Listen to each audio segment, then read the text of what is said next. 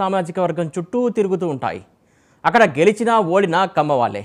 45 ఏళ్లుగా కమ్మ ఎమ్మెల్యేలే గెలుస్తూ వచ్చారు. అక్కడ పొరుగున ఉండి 2009 నాటికి రద్దయినటువంటి కొంత భాగం ఈ నియోజకవర్గంలో కలిసిన మాటూరులో అది రద్దయ్యేదాకా కమ్మ వాళ్ళు మాత్రమే గెలుస్తూ వచ్చారు. ప్రధాన ప్రత్యర్థులిద్దరూ కమ్మ వాళ్ళే అవుతూ వస్తున్న అద్దంకి నియోజకవర్గంలో అకస్మాత్తుగా ఒక రెడ్డిని బరిలోకి దించాలని జగన్మోహన్ రెడ్డి నిర్ణయించడం ప్రయోగం అనుకోవాలా, దుస్సాహసం అనుకోవాలా? ఎన్నికలను 3-4 నెలల ముందు చేసినటువంటి ప్రయోగం ఫలిస్తుందా, వికటిస్తుందా? అద్దంకి నియోజకవర్గం తీరుతెన్నులను విశ్లేషిద్దాం ఒకసారి. ఉమ్మడి ప్రకాశం జిల్లాకు ఇప్పటి బాపట్ల జిల్లాకు చెందిన అద్దంకి నియోజకవర్గం కూడా వైఎస్ఆర్సీపీ ఇన్ఛార్జ్ మార్పుతో వార్తల్లోకి ఎక్కింది.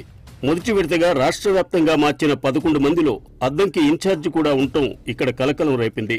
అందుకు ప్రధాన కారణం ఈ నియోజకవర్గ చరిత్రలో మొట్టమొదటిసారిగా ప్రధాన రాజకీయ పార్టీ ఒక రెడ్డికి అవకాశం ఇవ్వజొప్పటం. వైఎస్ఆర్సీపీ కీలక నాయకుడు వైవి సుబ్బారెడ్డి సొంత ఊరు కూడా ఇదే నియోజకవర్గంలో ఉంది.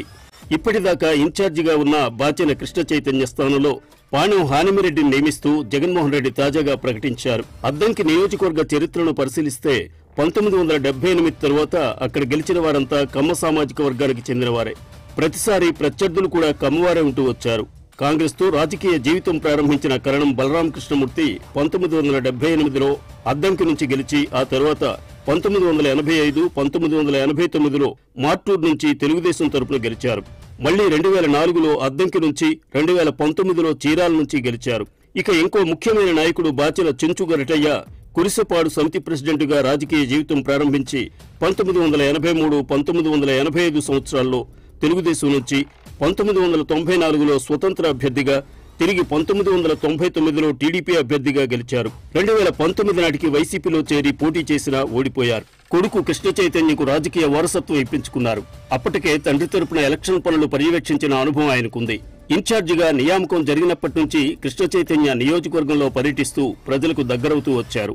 ఆ తరువాత కొద్ది కాలానికే జగన్మోహన్ రెడ్డి ఆయనకు శాప్ నెట్ చైర్మన్ పదవి కూడా కట్టబెట్టారు. అయితే అద్దంకి కృష్ణ చైతన్య స్థానంలో పాణెం హానిమిరెడ్డిని ప్రకటించారు. దీంతో దిగ్భ్రాంతికి గురైన కృష్ణ చైతన్య తన అనుచర వర్గంతో సమావేశమయ్యారు. పరిస్థితిని సమీక్షించారు. అయితే తొందరపడకుండా పార్టీ అధినాయకుడికి విన్నవించాలని నిర్ణయించుకున్నారు.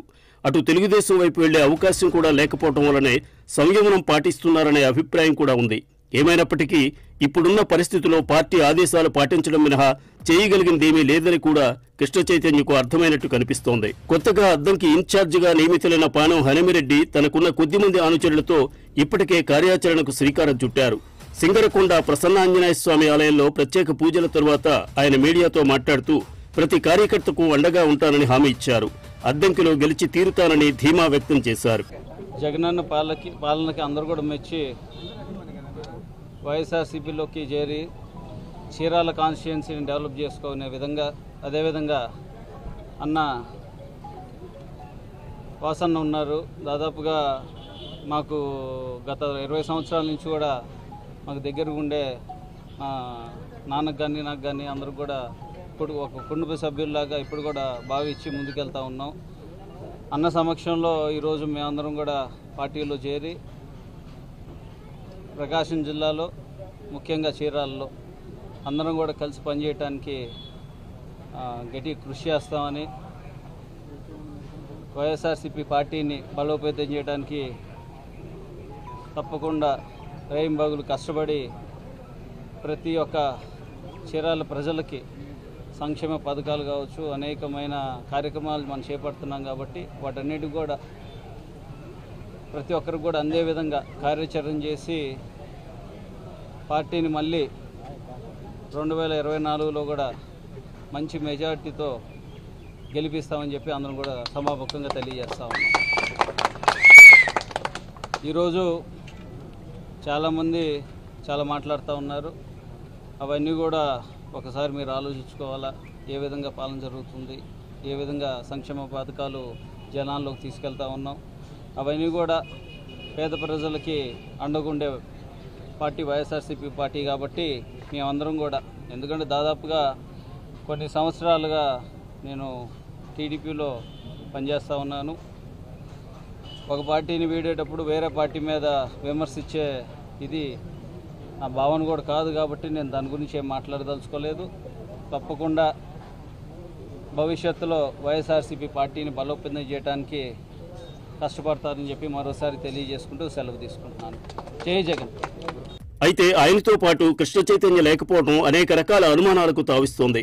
భవిష్యత్తులో కలిసి పనిచేయడం సాధ్యమయ్యేనా అన్నది అద్దంకి వైఎస్ఆర్సీపీ కార్యకర్తల ప్రశ్న. అధిష్టానం పిలిచి నచ్చజెప్పాలని కృష్ణ చైతన్య కోరుకున్నట్టు కనిపిస్తోంది.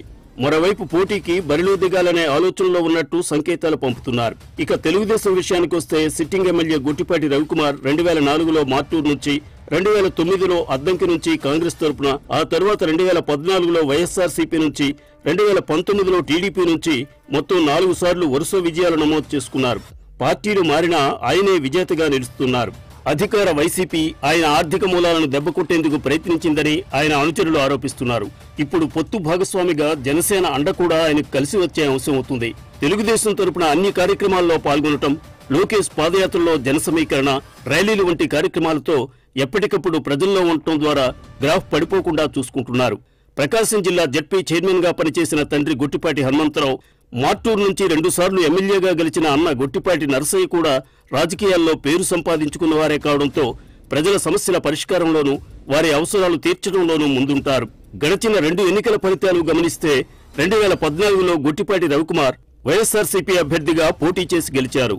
తెలుగుదేశం నుంచి పోటీ చేసిన కరణం బలరాం కొడుకు వెంకటేష్ 4000 ఓట్ల తేడాతో ఓడిపోయారు. 2019 నాటికి గొట్టిపాటి రవికుమార్ తెలుగుదేశంలోకి వెళ్లిపోవడంతో వైఎస్ఆర్సీపీ నుంచి బాచెల చెంచుగరటయ్య పోటీ చేశారు. ఆయన దాదాపు 13,000 ఓట్ల తేడాతో రవికుమార్ మీద ఓడిపోయారు. సామాజిక వర్గాల పరంగా చూస్తే అద్దంకి నియోజకవర్గంలో 22% కమ్మ కులస్తులు ఉండగా 12% మంది రెడ్లు, 11% కాపులు, 20% మంది ఎస్సీలు, 20% మంది బీసీలు, 5% మంది ఇతరులు ఉన్నారు.